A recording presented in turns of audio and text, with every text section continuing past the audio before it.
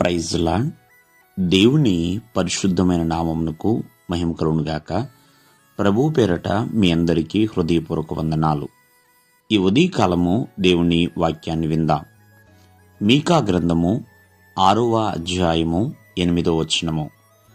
న్యాయముగా నడుచుకొనుటయు కనికరమును ప్రేమించుటయు దీన మనస్సు కలిగి నీ దేవుని ఎదుట ప్రవర్తించుటయు ఇంతే కదా యెహోవా నిన్ను అడుగుచున్నాడు.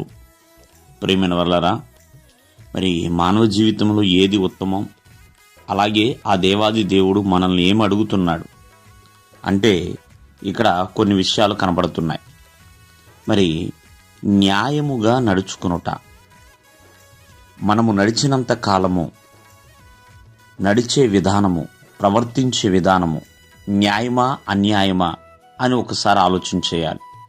ప్లస్ ఎన్నో ప్రేమిస్తూ ఉంటాం, కానీ కనికరమును ప్రేమించాలి అని దేవుని యొక్క వాక్యం సెలవిస్తుంది.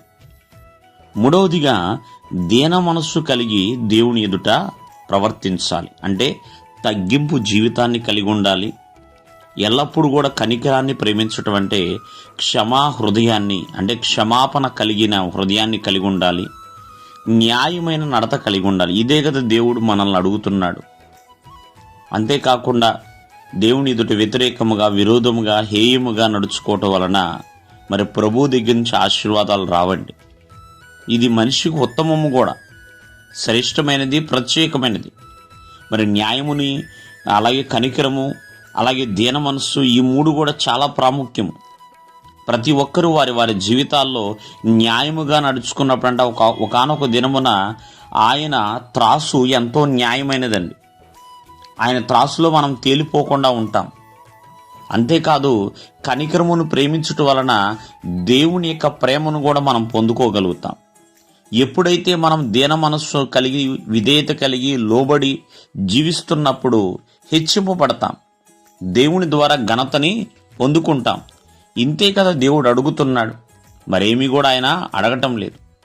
కావున దేవుని సన్నిధికి వస్తున్న ప్రతి ఒక్కరూ కూడా, దేవుని బిడ్డలుగా ఉన్న ప్రతి ఒక్కరూ కూడా న్యాయముగా నడవాలి, కనికరమును ప్రేమించాలి, దీన మనసును కలిగి దేవుని ఎదుట ప్రవర్తించాలి. ప్రభు సన్నిధికి వస్తా లోకానుసారముగా ప్రవర్తించుట వలన మరి దేవుని యొక్క దీవెనలు మన మీదకు రావండి.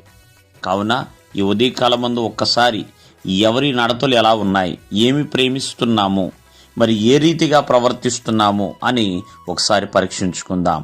దేవుడు మిమ్మల్ని ఆశీర్వదించును గాక. ఆమేన్.